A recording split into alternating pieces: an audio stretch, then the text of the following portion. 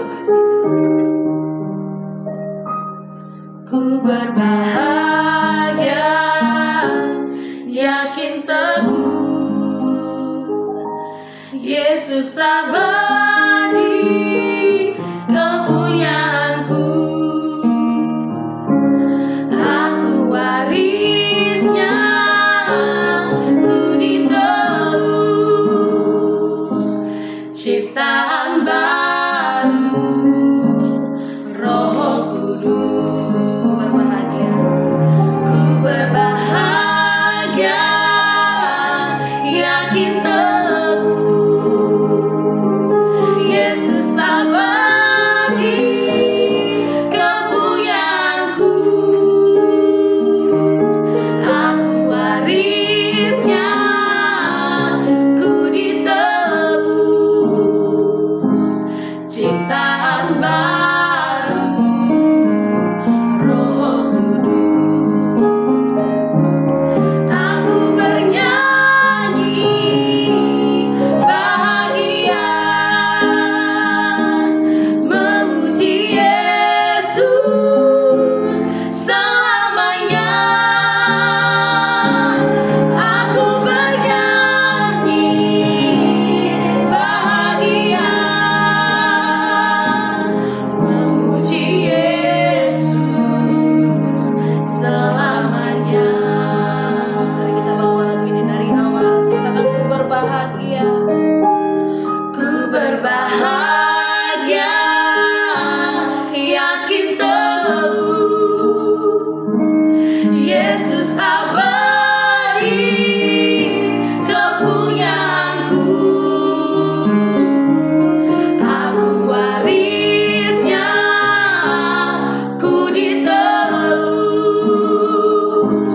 ciptaan baru, Roh Kudus. Aku bernyanyi bahagia,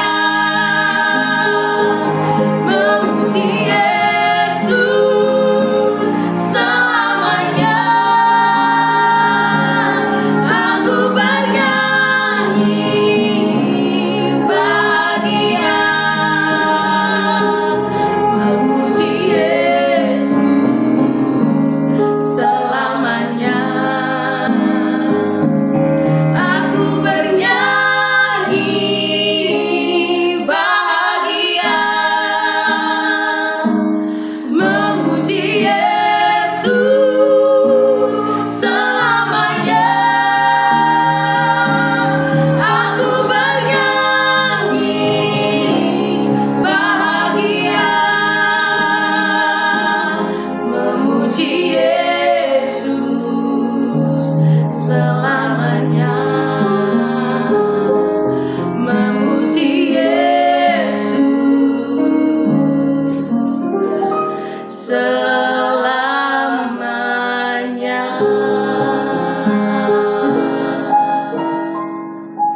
Kami mau terus bernyanyi bagi nama-Mu Tuhan, memuji Engkau sepanjang umur hidup kami. Yes, amin.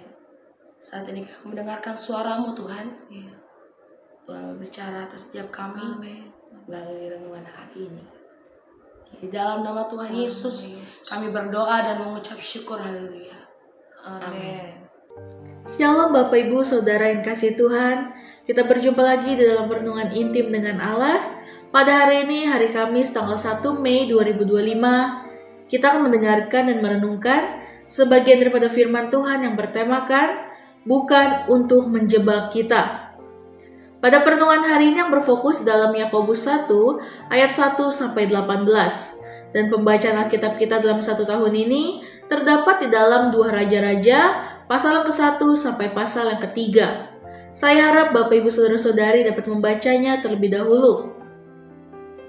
Saya akan bacakan dalam Yakobus 1 ayat 2 sampai 3. Demikian firman Tuhan.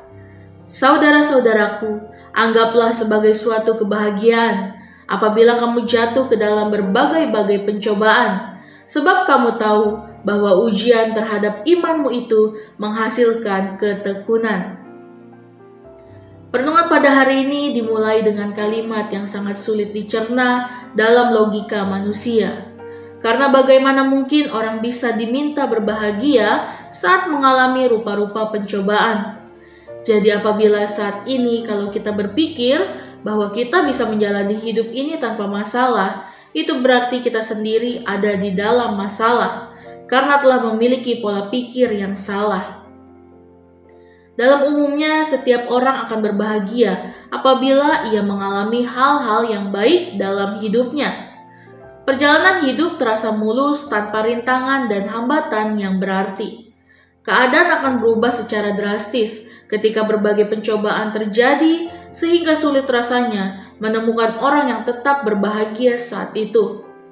Ketika pencobaan datang, kita cenderung tidak bisa menerima keadaan yang ada, sehingga respon kita pun lebih mengarah kepada hal-hal yang negatif, seperti marah, kecewa, murung, bersedih, pahit hati, putus asa, tersinggung, dan berontak.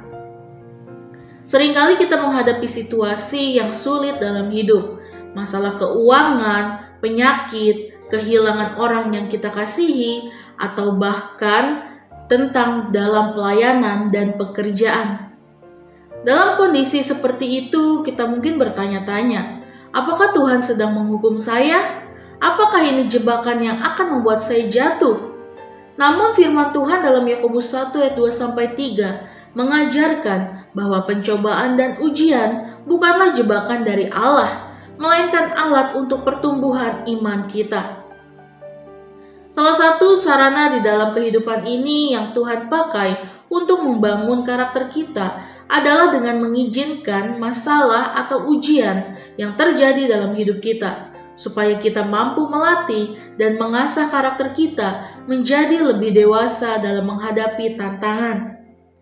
Allah tidak pernah berencana untuk menghancurkan kita, tetapi untuk membentuk kita. Ia ingin kita bertumbuh dalam kasih karunia-Nya, bukan jatuh ke dalam dosa.